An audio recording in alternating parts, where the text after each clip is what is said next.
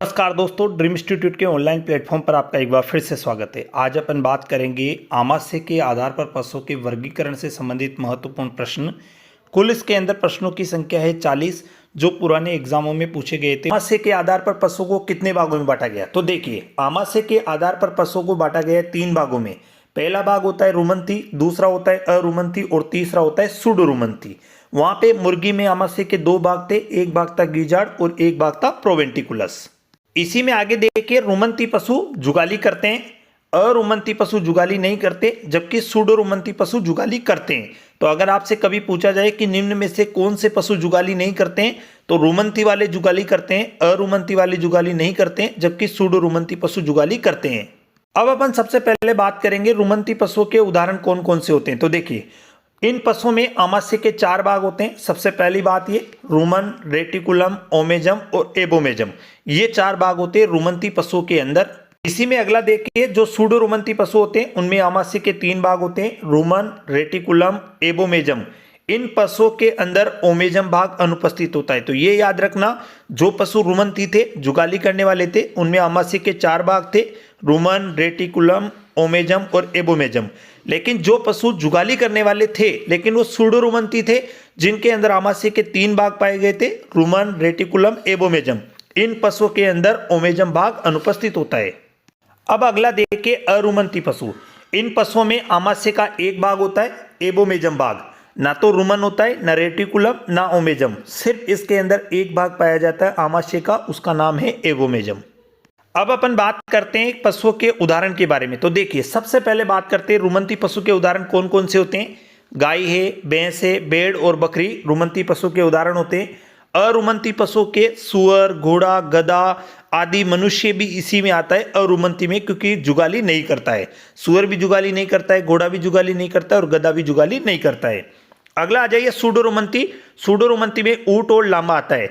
तो कभी आपसे कभी पूछा जाएगा कि निम्न में से कौन सा रुमंती नहीं है, कौन सा सूडोरुमंती नहीं है, कौन सा अरुमंती नहीं है, तो आप उन्हें पहचान सकते हो। गाय, भैंस, भेड़, बकरी और ऊंट और लामा को छोड़कर जो भी पशु होंगे वो सारे अरुमंती होंगे। गाय, भैंस, भेड़, बकरी रुमंती हो गया, ऊंट और लामा हो गए सूडोरुमंती। रुमंती पशुओं में आमाशय के 4 भाग होते हैं।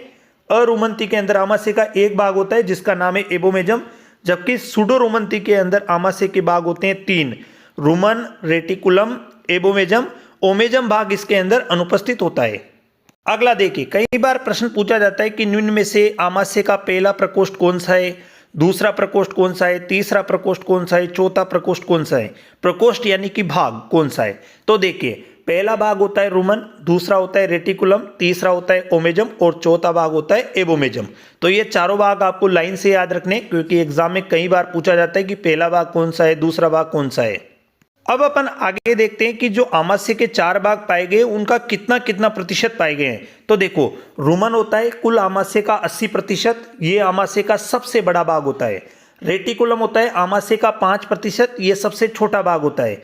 ओमेजम होता है 7 से 8% और एबोमेजम भी होता है 7 से 8%। तो इन चारों में से आपसे एक ही प्रश्न पूछा जाता है सबसे ज्यादा कि आमाशय का सबसे बड़ा भाग कौन सा है, तो आप बता देना रुमन है, क्योंकि ये 80% पाया गया। सबसे छोटा कौन सा है, रेटिकुलम है। और ये नॉर्मल देखो कई बार आपसे एग्जाम में पूछ लिया जाता है कि इनको क्रम से जमाइए, तो आपको देखो सबसे पहले रुमन आ जाएगा, फिर उसके बाद ओमेजम आ सकता है, एबोमेजम, दोनों में से कोई भी आ सकता है, और उसके बाद में सबसे पीछे आएगा रेटिकुलम वाला भाग। अब अपन पढ़ेंगे आमाशय के भागों का थोड़ा डिटेल से विवरण पढ़ेंगे। तो देखो सबसे पहले आता है रुमन। चारे का संग्रहण इसी भाग में होता है। आमाशय वो शरीर का सबसे बड़ा भाग है। रुमन 2 मिनट में 3 बार मूवमेंट करता है। रुमन का जो पीएच मान होता है वो 5.8 से 6.8 होता है। रुमन में विटामिन B12 के संश्लेषण के लिए कोबाल्ट नामक खनिज लवण की आवश्यकता होती है। कई बार आपसे विटामिन B12 का रासायनिक नाम भी पूछा जाता है। तो विटामिन B12 का रासायनिक नाम होता है साइनोकोबालामिन। रुमन वाले भाग में अब थोड़ा आगे देखें तो देखो रुमन में VFA यानी ओलेटाइल फैटी एसिड का संकेंद्रण भेड़ के लिए सर्वाधिक है। जेट के अंदर पूछा गया क्वेश्चन है कि रुमन में VFA यानी ओलेटाइल फैटी एसिड का संकेंद्रण सर्वाधिक किस पशु में देखा जाता है या मिलता है, तो भेड़ आंसर आ जाएगा। रुमन में पदार्थों का जो तापमान होता है, जब रुमन के अंदर चारा इकट्ठा होता है तो उस चारे का जो अंदर टेम्परेचर होता है तो कितना होता है, 39 डिग्री सेल्सियस होता है। रुमन में भोजन का पाचन सूक्ष्म जीवों के द्वारा होता है। एग्जाम में आपसे पूछा जाएगा कि रुमन में भोजन का पाचन किसके द्वारा होता है, जीवाणु के द्वारा, विषाणु के द्वारा, प्रोटोजोआ के द्वारा, सूक्ष्म जीवों के द्वारा। तो यह सूक्ष्म जीवों के द्वारा होता है। अब अगला भाग देखते हैं, आमाशय का सबसे छोटा भाग कौन सा होता है, तो रेटिकुलम होता है, क्योंकि ये कुल आमाशय का 5% था। ये भाग अखाद्य पदार्थों का संग्रहण करता है, जैसे कीले, तारे, प्लास्टिक के कपड़े आदि का ये संग्रहण करता है।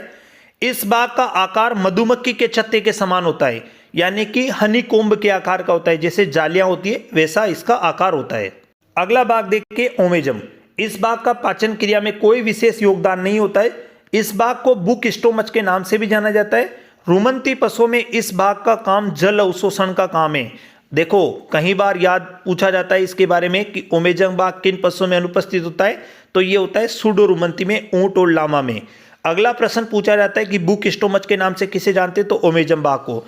अगला प्रश्न आपसे पूछा जा सकता है कि जुगाली करने वाले पशुओं में से चारों भागों में से ऐसा कौन सा भाग है जो जल अवशोषण का काम करता है, तो ओमेजम जो भाग होता है वो जल अवशोषण का काम करता है। अगला पॉइंट देखिए, ये भाग सूडोरुमंती पशुओं में अनुपस्थित होता है, ये भी कई बार पूछा जाता है। अगला देखिए एबोमेजम। ये आमाशय का वास्तविक भाग है। इस भाग में ही भोजन का वास्तविक पाचन होता है। सभी प्रकार के पाचक रस व एंजाइम, जैसे गैस्ट्रिक जूस है, एंजाइम, सभी इसी भाग में पाए जाते हैं, इसीलिए भोजन का वास्तविक भाग कहलाता है। अगला देखिए, रुमन, रेटिकुलम, ओमेजम भाग मांसपेशी भाग होता है, जबकि एबोमेजम जो भाग होता है वो ग्रंथिल भाग होता है।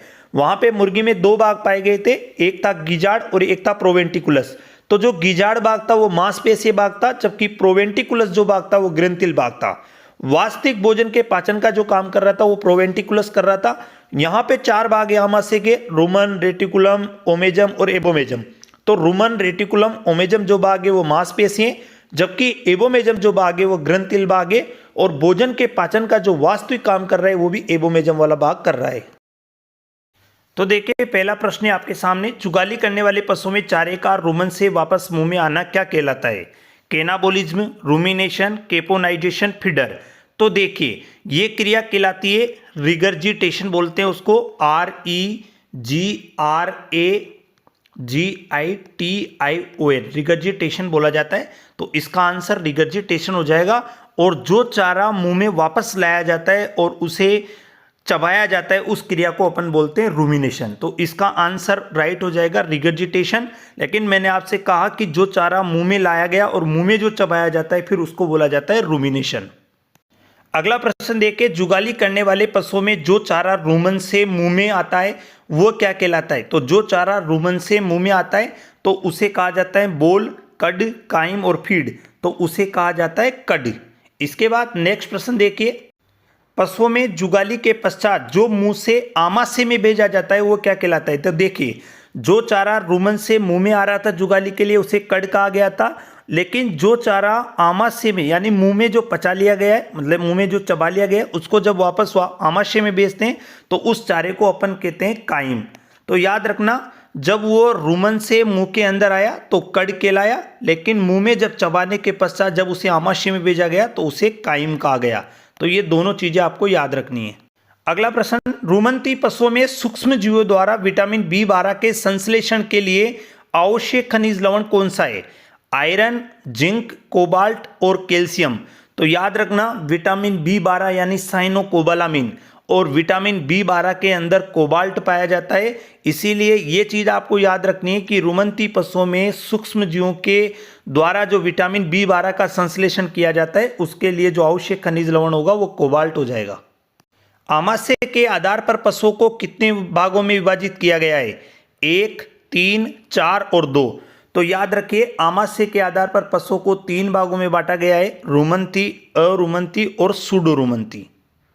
अगला प्रश्न है, सूडोरुमंती पशुओं में आमाशय का कौन सा भाग अनुपस्थित होता है, रुमन, ओमेजम, रेटिकुलम, एबोमेजम। तो जो सूडोरुमंती पशु होते हैं जैसे ऊंट और लांबा, तो उनके अंदर ओमेजम भाग अनुपस्थित होता है, यानी बी वाला आंसर इसका राइट हो जाएगा। आमाशय का कौन सा भाग चारे के संग्रहण का काम करता है, रुमन, ओमेजम, रेटिकुलम, एबोमेजम। तो याद रखना आमाशय का जो सबसे बड़ा भाग होता है रुमन, वही भाग चारे के संग्रहण का काम करता है। तो इसके अंदर आंसर राइट हो जाएगा रुमन। अगला प्रश्न है, आमाशय का प्रथम प्रकोष्ठ होता है यानी कि आमाशय का पहला भाग कौन सा होता है? Ruman, omasum, reticulum, एबोमेजम। तो आमाशय का पहला भाग होता है रुमन होता है, दूसरा भाग रेटिकुलम होता है, तीसरा भाग ओमेजम होता है और चौथा भाग होता है एबोमेजम। निम्न में से कौन सा पशु अरुमंथी है? अरुमंथी यानी वह पशु जो जुगाली नहीं करता। गाय, सुअर, ऊंट और भेड़।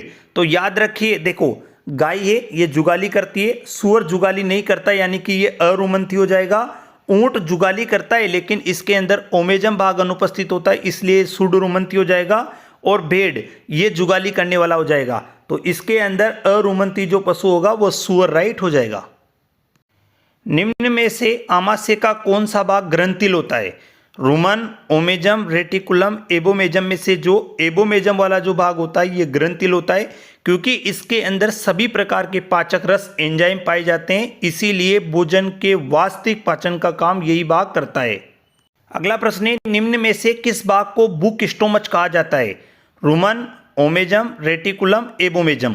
तो आमाशय का जो ओमेजम भाग होता है इसे बुक स्टोमच के नाम से भी जाना जाता है। आमाशय का चतुर्थ प्रकोष्ठ कौन सा है? Ruman, omasum, reticulum, एबोमेजम। तो देखिए अभी ये थोड़ी देर पहले भी आया था ये प्रश्न। रुमन पहला भाग हो जाएगा, रेटिकुलम दूसरा भाग हो जाएगा, ओमेजम तीसरा भाग हो जाएगा और चतुर्थ जो भाग होगा वो एबोमेजम होगा। तो वह आपसे पूछ रहा है चतुर्थ प्रकोष्ठ कौन सा होगा, तो इसका फाइनल आंसर एबोमेजम राइट हो जाएगा।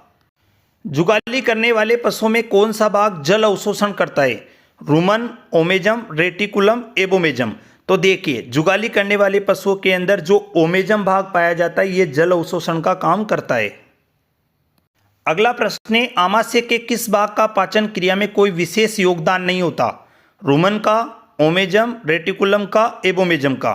तो देखिए प्रश्न है अपना पाचन क्रिया में कोई विशेष योगदान नहीं होता, ये होता है ओमेजम का।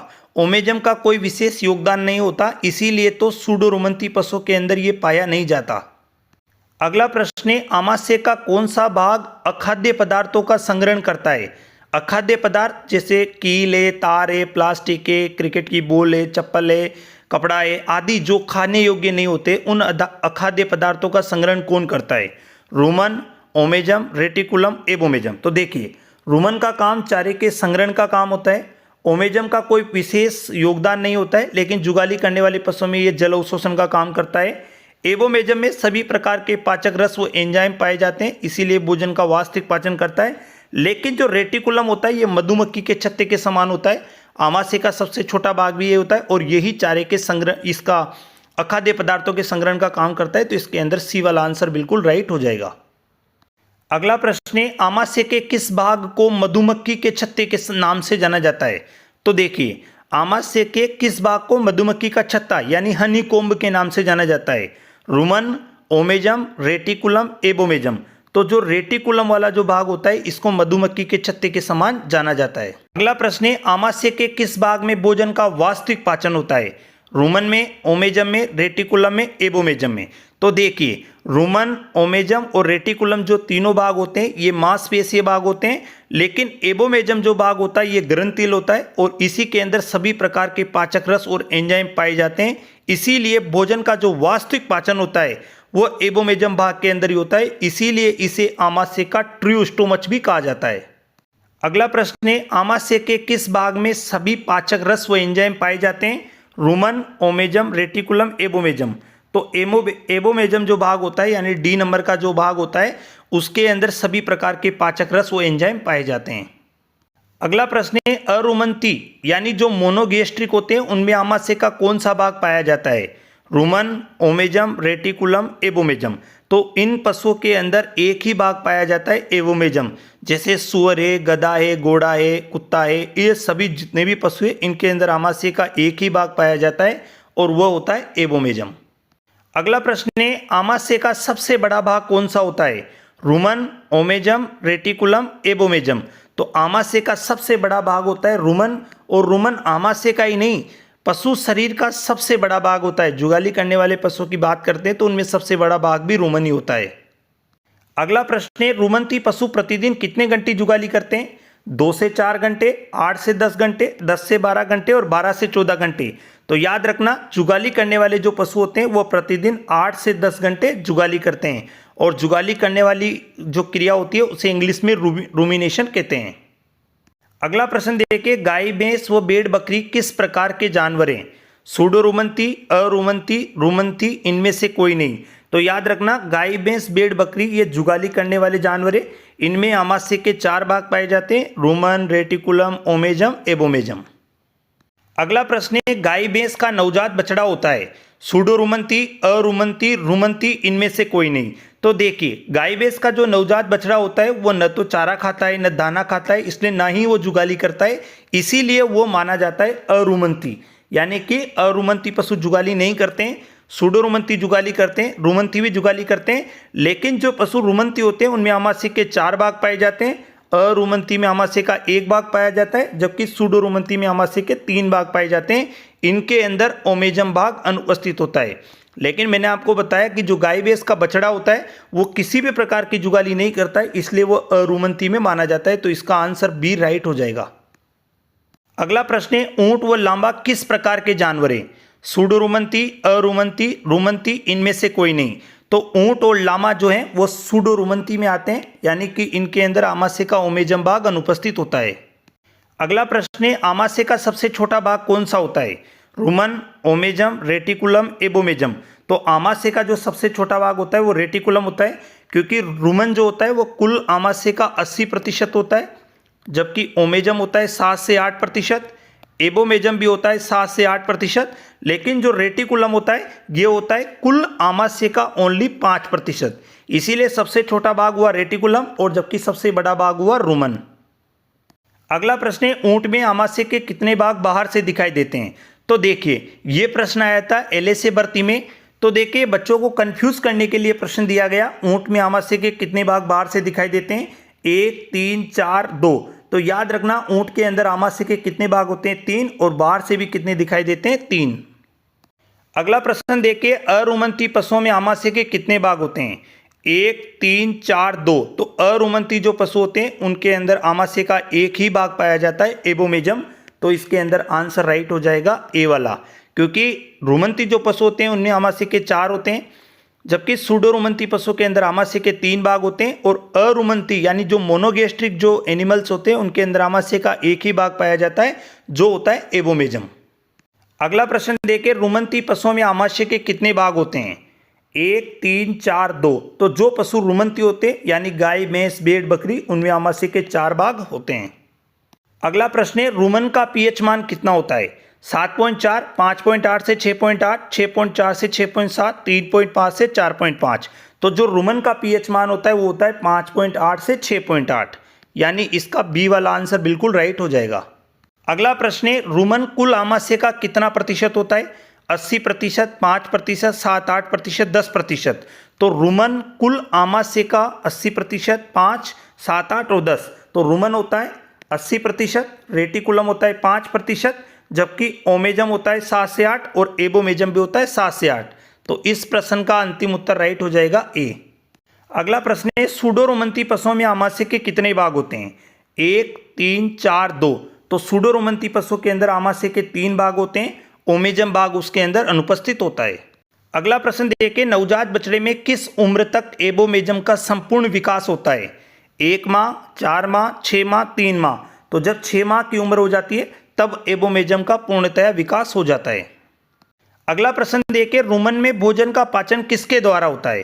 फफूंद के द्वारा, जीवाणु के द्वारा, सूक्ष्मजीवी के द्वारा, प्रोटोजोआ के द्वारा।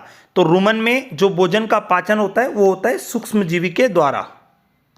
अगला प्रश्न देखिए, रुमन के मूवमेंट का समय होता है 1 मिनट में 1 बार, 2 मिनट में 3 बार, 4 मिनट में 1 बार, 1 मिनट में 2 बार। तो इसका समय होता है 2 मिनट में 3 बार, यानी कि इसका अंतिम उत्तर राइट हो जाएगा बी वाला। अगला प्रश्न है, रुमन में VFA यानी ओलेटाइल फैटी एसिड का संकेंद्रण किस पशु के लिए सर्वाधिक है? भेड़, भैंस, ऊंट और बकरी। तो आंसर राइट हो जाएगा भेड़, यानी कि ए वाला उत्तर बिल्कुल सही हो जाएगा। अगला प्रश्न देखिए, रुमन में पदार्थों का तापमान कितना होता है? 42 degree Celsius, 39 degree Celsius, 30 degree Celsius, 35 degree Celsius. तो रुमन के अंदर जो पदार्थों का जो तापमान होता है वो 39 डिग्री सेल्सियस होता है, यानी बी वाला आंसर बिल्कुल राइट हो जाएगा।